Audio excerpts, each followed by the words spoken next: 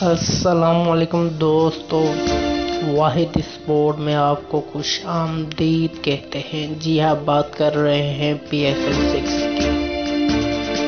Confirm detail آ گئی ہے۔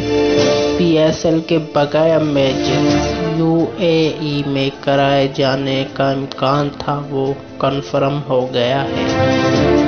اب PSL کے بقایا میچ جو بھی ہے UAE میں ہوئیں گے۔